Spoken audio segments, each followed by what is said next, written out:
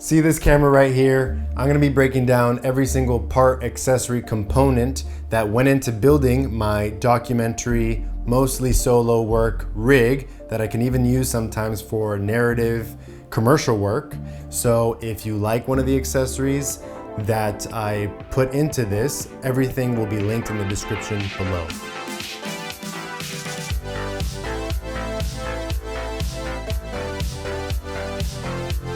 Before we start, I just want to point out that I don't have the wireless transmitter or my wireless audio system because I'm using them to record this video. Here, I'll record from this camera so you can see it. There is the transmitter that's usually on my camera, and there is the receiver I use for audio. Starting at the base, we have the Sony FX6, the all-in-one camera that can do it all. This camera came out 5 years ago and it's still a workhorse. I've been using it since it came out and it kind of introduced me to the cinema line. I don't see myself upgrading until I get like a Sony Venice or something on a much higher budget for commercial work. But here's the Sony FX6 paired with the basic lens, the 24-70 G Master 2. One thing I really don't like about it is the manual focus. A lot of times I find myself switching to it, so I do want to upgrade to some manual zoom lenses in the near future, because as I get better as a cinematographer, I realize that manual everything is just the way to go. But for my documentary work, for the show I'm filming, definitely does the job. No one's gonna notice except me, most likely. For the cage, we have the Tilta system. It's the cheapest cage and it's my favorite that is sold for the FX6 because it has this support for the V-mount battery, and I really like this V-mount setup because even though it's not a true shoulder rig with a pad and everything, I like it because I just pop it off the tripod and boom, ready to go. Now the downside is it's very front heavy, but it kind of doesn't bother me. Just hold it like this. I can do this for a 30-minute take, no problem. If I did have it mounted properly balanced, so it could actually balance on my shoulder without me having to hold it, then I would want an eyepiece, because I even tried getting another system, the Mid 49 EVF system, to put this monitor way up here, but then it shows up in my lens. It's another piece that could fail in the field, and I'm not doing much narrative work, so I can't have that happening. So this is a happy medium.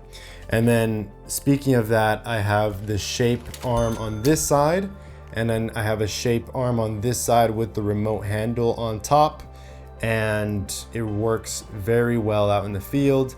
I do this a lot where I kind of stab myself with this arm to have a third point of contact, and then I can do manual focus. I have a quick shortcut button here that I use to go from auto, and then I hit this, I'm in manual. So boom, manual mode, have my focus peaking on my monitor, and I can nail focus on an animal, on a person when autofocus is being crazy. I feel like autofocus only works well when you have a person and their eyes are very clear. If not, I don't know what all the rave about it is. Maybe I'm doing something wrong with my settings, but I've tried all the transition speeds, all the locked on settings. I don't like it. I want manual lenses. Oh, forgot to mention this on the lens. I have a Polar Pro Armor UV on the front. I'm usually out in the wild and not in controlled city environments. So I have one of these and an extra on me at all times, just in case a rock gets thrown at it, I scratch it, whatever. I take it off, put on a new one, no biggie.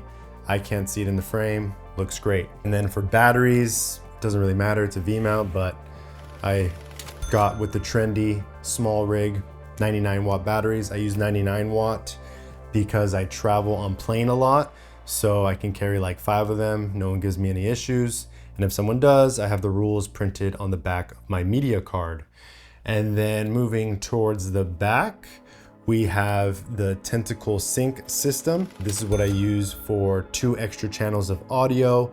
If I need to mic more than 2 people, if I'm miking 2 people, again, I'll use the Sony UWP system that I'm using right now to film this video. And then speaking of audio, I have the Sennheiser 416 shotgun mic. is like industry standard, and that's why I went with it, even though it's a very long shotgun mic. If I use anything wider than a 24 lens, it does pop up. So if I use something wider, I have to kind of pop it back a bit so it doesn't show up in frame, and especially when I have the dead cat on. But it sounds super crispy, way better than lav mics, because lav mics to me, like right now, do I sound a little nasally? I don't know. If I have my subject close enough, like within 5 feet, I always use this audio, and I tell editors to use this audio from the 416 in the edit over the lav mic. This microphone mount is a 3D printed accessory by Alvin Chapster, the Sony ambassador dude. He made this because the one that comes with the FX6 absolutely sucks, and is only used for stock Sony native microphones.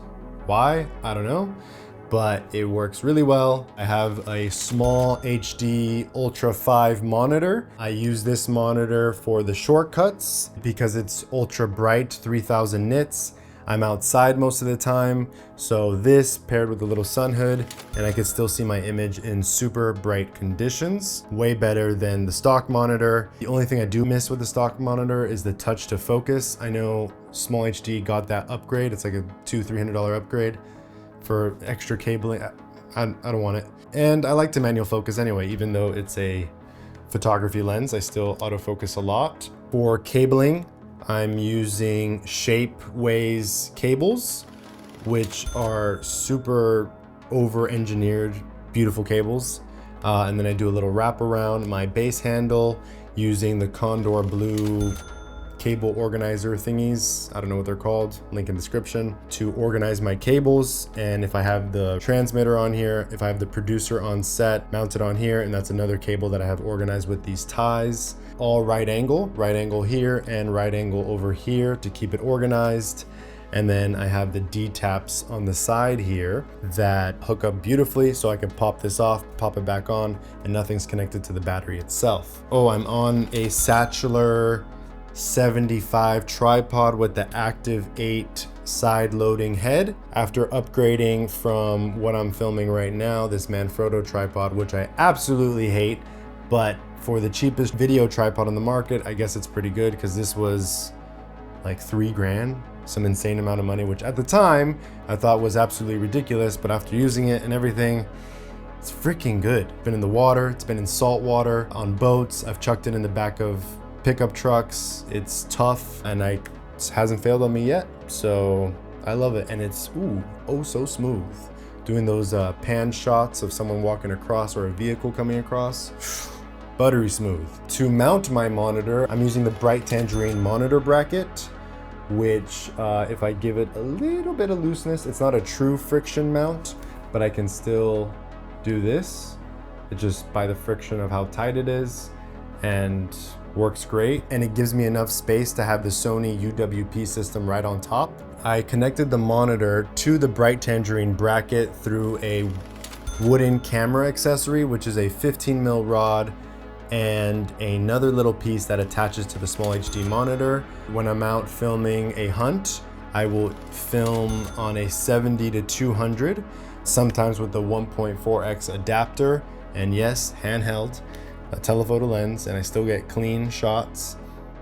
Another thing I like about these arms is that I can use them as a tripod on the ground to get a close to ground shot or some boots passing by. They work as a mini hi-hat that I could just put on the ground.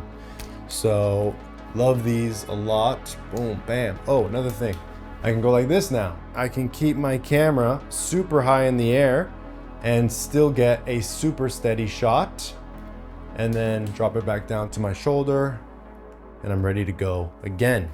In this video, I just broke down what's in my camera rig right here, but I do have another video breaking down my entire travel kit, from lighting, sound, the whole shebang, how I travel with it. Maybe you can get some ideas from that for your travel gigs. Oh, before I close the video, let's do a little bonus of how I lit the setup in case you're curious. I always see YouTubers with their 6 setups and I want to know how they did it, so here's mine. I'll record it with this camera. Over here, we have my FX3 rig on my Manfrotto tripod with the Hollyland transmitter and the Sony UWP system miking me up right now. That's giving me my transmission right here so I can see myself. There you go, now you can see me. And then I have the Amaran 200X on an aperture dome softbox with 3 layers of diffusion grid. And then over here, we have the aperture spotlight attached to a 600X. That's way too much power, but that's like the only other light I have. There's the box for it. Then I have this practical just giving me some light over here. And then I have my hair light, which is an Aperture MC attached to this C-stand that I rigged up. And then I gave myself a little bit of fill light in teal with just my regular computer lights for my office. Oh, and then I have this tube back here that I set up as a practical as well to match the rest of the room. That does it for this camera build video. I hope you got an idea for your own rig, and I'll catch you on the next one. Peace.